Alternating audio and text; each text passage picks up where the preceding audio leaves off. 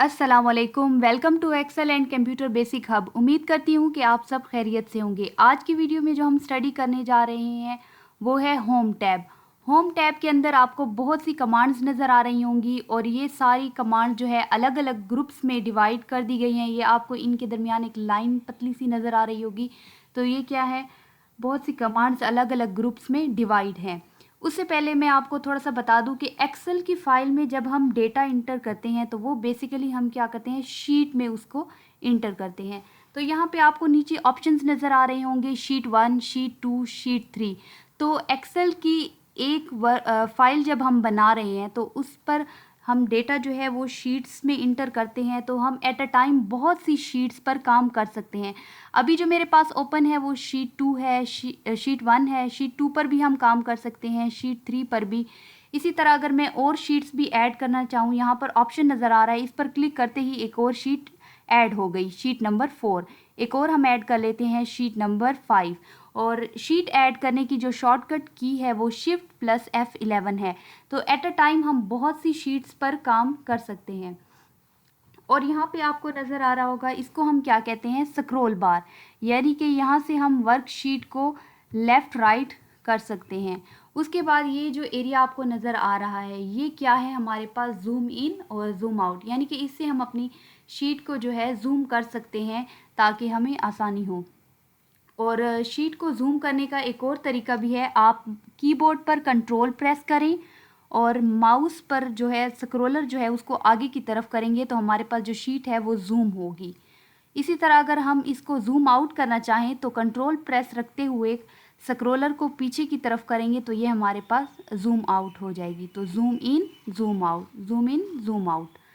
थोड़ा सा जूम करके हम रखते हैं। उसके बाद आ जाते हैं यहाँ पे हमारे पास होम टैब में जो पहला पहला ग्रुप है वो है क्लिपबोर्ड का। तो यहाँ पे आपको कमांड्स नज़र आ रही हैं, कॉपी, पेस्ट और कट वगैरह की कमांड्स नज़र आ रही हैं। तो हम इनका यूज़ कैसे करते हैं, यहाँ पे मैं लिखती हूँ, फॉर एग्ज़ाम्पल कुछ टाइप कर देती हूँ, नेम। नेम मैंने यहाँ पे टाइप कर दिया और अगर इसको मैं कर दूँ सिलेक्ट करके कट कर दूँ, नेम लिख के मैंने इसको कट किया और यहाँ पे इसको मैं पेस्ट करना चाहती हूँ। तो ये यहाँ पे क्या हो गया, पेस्ट।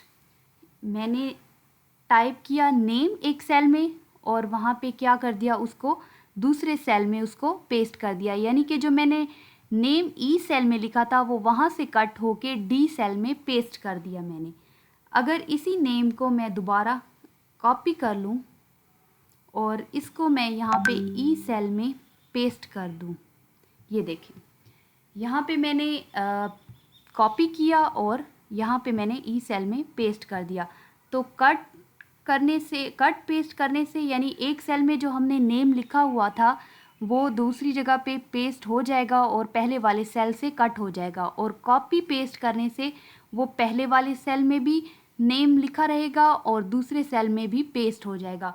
तो कॉपी करने की जो शॉर्टकट की है वो Ctrl+C है और पेस्ट करने की जो शॉर्टकट की है वो Ctrl+V है। तो आप इस तरह से भी कर सकते हैं। यहाँ पे अगर आप इसको करें Ctrl+C और यहाँ पे अगर आप कर दें Ctrl+V तो यहाँ पर भी नेम हमारे पास आ गया। तो शॉर्टकट कीज़ भी आप यूज़ कर सकते हैं और यहाँ से आप कमांड्स को भी यूज़ कर सकते हैं। उसके बाद आ जाता है हमारे पास फ़ॉन्ट। फ़ॉन्ट ग्रुप को देखें तो यहाँ पे सबसे पहले हमें फ़ॉन्ट के स्टाइल्स आएंगे। बहुत से स्टाइल्स हैं, आप यहाँ से कोई भी चूज़ कर सकते हैं। देखें आपको यहाँ पे ये जो नेम है यहाँ पे मैं चेंज कर रही हूँ स्टाइल्स इसके।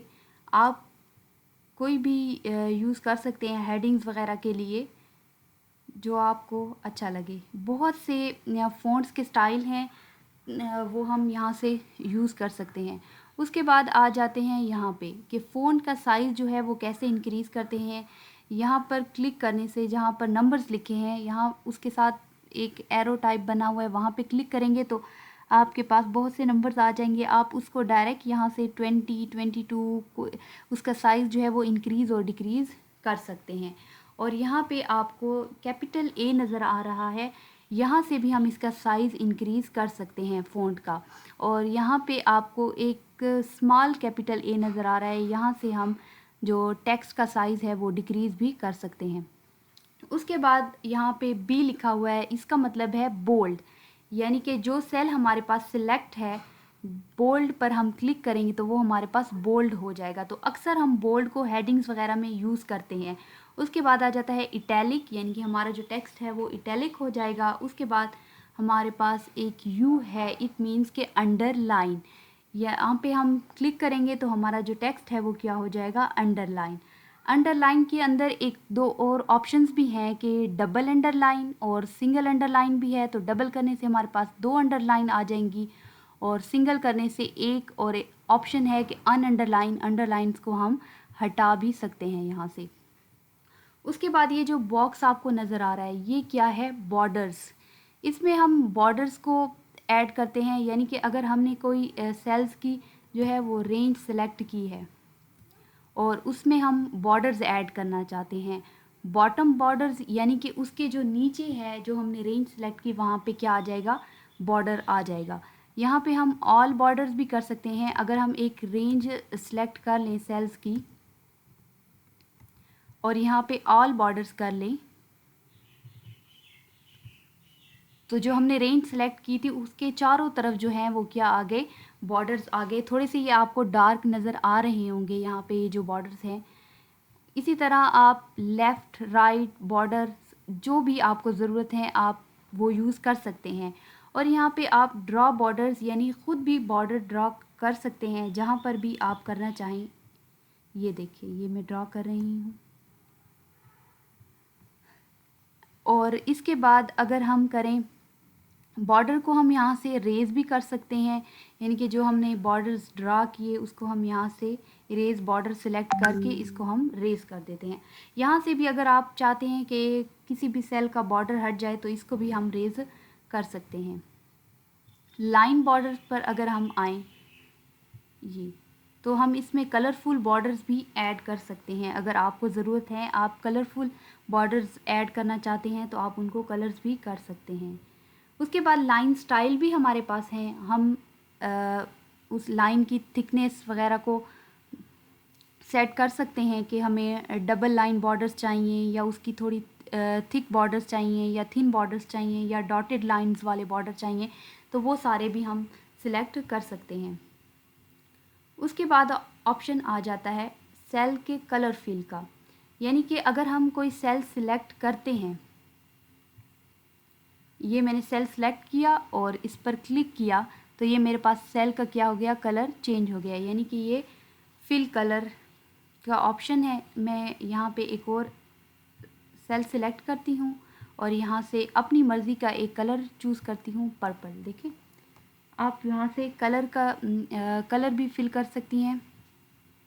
उसके बाद ऑप्शन आ जाता है टेक्स्ट का जो कलर है, यहाँ पे मैंने सिलेक्ट किया एक बॉक्स को और यहाँ पर इसके मैं टेक्स्ट का कलर चेंज करना चाहती हूँ। फॉर एग्ज़ाम्पल मैं कर देती हूँ इसको रेड। ये देखिए ये मेरे पास फ़ॉन्ट का जो कलर है वो क्या हो गया है, चेंज हो गया है। तो आप इसी तरह से जब कोई टेबल वगैरह बनाते हैं या अपना डेटा इंटर कर रहे होते हैं, आप चाहते हैं कि जो मेरा हेडिंग्स हैं उनके जो फ़ॉन्ट का कलर है वो चेंज हो या फिर जो सेल है वो फिल हो, कलर उसमें हो, तो वो भी आप यूज़ कर सकते हैं। तो हमारे पास यहाँ पे क्लिपबोर्ड और फ़ॉन्ट की जो कमांड है वो कंप्लीट हो गई है। तो उम्मीद करती हूँ कि जितना भी समझाया होगा आपको समझ आई होगी। नेक्स्ट वीडियो तक के लिए अल्लाह हाफ़िज़।